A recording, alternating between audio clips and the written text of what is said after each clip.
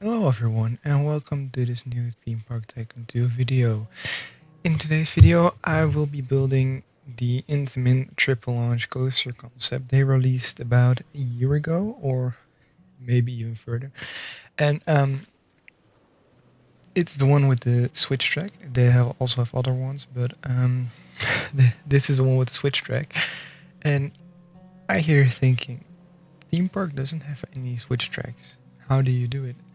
And there is a very basic principle behind this, and that is to make this work, I needed a full circuit roller coaster, and I did that with a specific glitch or bug that is in the game, and it is fairly easy to do. The only thing is I can really explain it, but yeah, I also use that to make the reimagined, or I'm currently using it to make the reimagined King Naka I am making on stream right now. So yeah, if you want to see it slowly, you can just watch the stream. It's a little bit long. I don't know what timestamp exactly, but you can use that to also make your switch track coaster, and you also need to get that the coding I do is only for that ride, that specific ride, and that the code varies on what ride settings you use for your train. So I also recommend putting those in too. But yeah, uh, and you have heard I am also starting to stream, and I recently did my first stream, and in my eyes, it went really well. We had at one point at least 6 people watching, and I had fun, and I hope the people who were watching the stream had too, because it went from a building stream to a little bit of touring your parks. And maybe I want to do that in the future, but for that, I still need a watch, bigger group of people watching me, so I can effectively get that to work. And yeah, you guys can do that by sharing this, but I also don't mind waiting a little bit longer. And maybe I'm going to stream some more.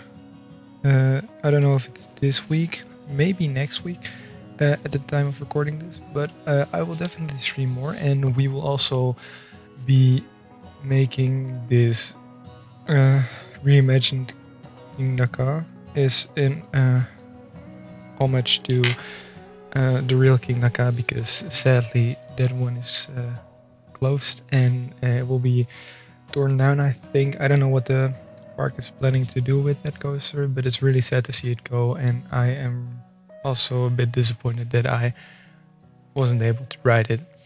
Um, but I hope I can ride one of the few hydraulic launch coasters from Intamin remaining in the world, like Accelerator at Knott's Berry Farm and Stealth at Thorpe Park. Those are, in my eyes, the only one with a top hat. But there are also 2 other ones, and those are Rita in Alton Towers and Desert Race in Hyde Park. And those two are identical to each other, except for like the final brake run, because Rita needed to be adjusted for then corkscrew that was standing there at the plot where 13 is now. So yeah, but yeah, really sad. Well, what you see me do now is I'm making the layout, and this was a very annoying process because I first of all chose the wrong place to build it, and I also didn't pick the long enough launch track, and that was very annoying. I think I realized that I had the wrong length of launch when I was halfway through the layout, and then I needed to delete everything because I couldn't just paste everything back.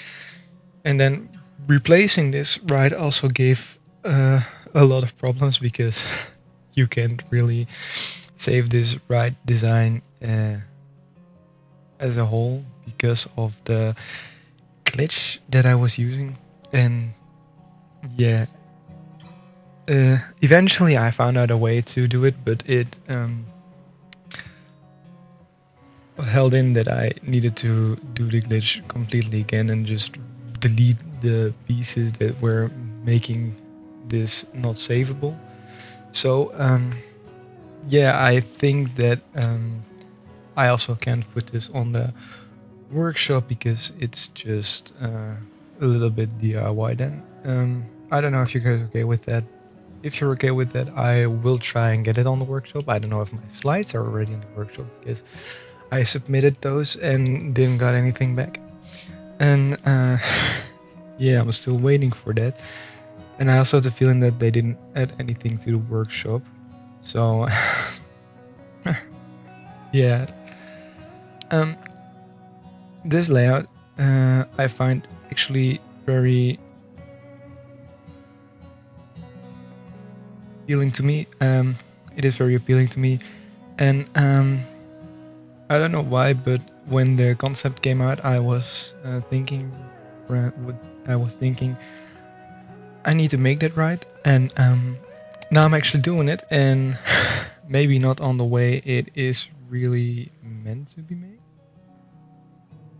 but I am actually enjoying the process of making it, even though it really caused me to think on how to do it, because the first test of this, it was not on screen. I did not record it. It was also before the stream. It was a very annoying process. I think I spent like 2 to 3 hours in the coding menu, and then I still wasn't actually getting it. And eventually the snap came and turned out really good. I actually was trying with the hydraulic launch coaster first, and I think that's also possible to do, and I am probably going to try to do it with the hydraulic launch coaster, but I don't know if the hydraulic launch coaster can actually hold the train when it hasn't the hold brake thing. And yeah, for that I need to do a little bit more testing, and then probably I will do the things I want to do with it. So yeah, now that the layout is almost finished, I want to say that this video might be a little bit shorter than the other ones I did, but that's just because the rest will take a lot of time, and I don't know what to do with it. I am thinking of, I'm hoping to actually make it a 2-episode series, and the next episode I'll do the custom supporting and the station and path work. It's not going to be a heavily themed thing, it's just a standard theme. Like the intamin one, it just has a station building, very simple, and a little bit of path around it. And that's probably going to be it, because there isn't really, I don't really have an idea on how to theme it. If I would actually be theming it in the future, I could do it, but yeah, that's, if I could do it, I don't know what to theme it to. And now that I'm saying this, I'm also thinking like I have actually a video idea of making or recreating Thor from Drayton Manor. And yeah, it's because I made the rocking disc, or recreated the rocking disc from Theme Park Tycoon 2, but in my eyes in a way better way. So yeah, that will probably be a video that will be on the video soon. I do not think this year, but it certainly will in 2025 because I do not have anything else to do. And now that I am saying all this, I am actually starting to think on more video ideas, and I actually am coming up with some. So yeah, if you don't want to miss out on that, I would really appreciate it if you subscribe. But yeah, I am not going to say any more, or not going to spoil more things that I am planning to do in the future. So yeah, now we're almost actually finished with the layout. Um, you probably am not going to hear this, but I actually needed to stop the voiceover because I put the wrong clips in at some point. So I was seeing that and I was thinking, yeah, I did something wrong there. And that's really hard with this VO, is just because I spent like 2 to 3 hours just on a simple layout, and it was not that fun to actually be busy with that like the whole time. I actually needed to take a break because it was such a long time just for one specific layout. And I am glad that it is finished now because it was such a pain. But yeah, in the next video, I will be doing custom sporting, and I am really looking forward to something more diverse than what I have been doing here all the time. And yeah, that's just not fun at building a layout that's taking so much time. As you can see here, I also found the limit on how many track pieces you can put over each other, and that limit is 3 because otherwise you'll end up reaching the item limit. And for 3 tracks, that is not much. So just so you know. I was also thinking, with this ride system, I could potentially make a Pantheon, a Tutatis style roller coaster, but I need to work a little bit more out on how I could potentially do it because the train gets launched. And there is one thing that this model that I am building right now really has, and that's just the train needs to be reset at some point. And for me, the reset happens when you exit the station and you come first on the launch track. Then you'll end up going backwards for the glitch and then rolling up the spike and then going back down, and then the train is resetted. So and then it just comes to a standstill and I reset it to the position I want it to be in. That's why I call that section the reset. And if I do an on ride, I will cut that out because it's not part of the ride. It's just to make it completely happen. And I wanted to do it with the two tatis. I need to make the first section where you go up that cutback, and then those two outer banked off-axis airtime hills. And then I need to perform a reset to get the train in the position I want it to be in to do that triple launch part, to then finish the rest of the layout. And that's completely possible, but it's just really annoying with if you want to edit it, and you need to have those pieces out. It will look good on camera, no doubt for sure, but that's just the little problem I have with that. So, and yeah, what you see me do now is I am building the overlay of this coaster. And for the people who don't know, there is actually a very handy trick to create an overlay, and that is when you're in the advanced coaster editor and you go to the third option. I think it's rotate spline out. You have in the middle 3 numbers, as I like to call them, coordinates. Those are not really coordinates, but it's just the angles of the X, Y, and Z axis. And if you copy them, you can really copy it completely, but I type it out in chat. And if you then copy it and you line up the overlay with like where the last piece was, and you enter those numbers in, you get the general shape of how it is, but you still need to put it in the right spot. And with that, you can actually make really good overlays. Except for when you're making an RMCT rig, which need 2 to 4 single rail tracks on the same thing, and then you get a gap in between the tracks when it's banking. So I would not recommend that.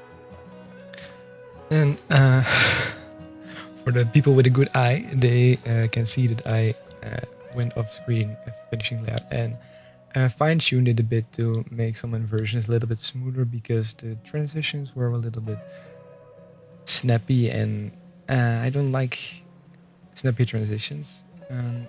And I was really struggling to do those smooth transitions. I was actually really struggling to make those smooth transitions, so it doesn't really take that long to finish it off screen. But when building it, I don't know what happened, but my smoothness wasn't really working. So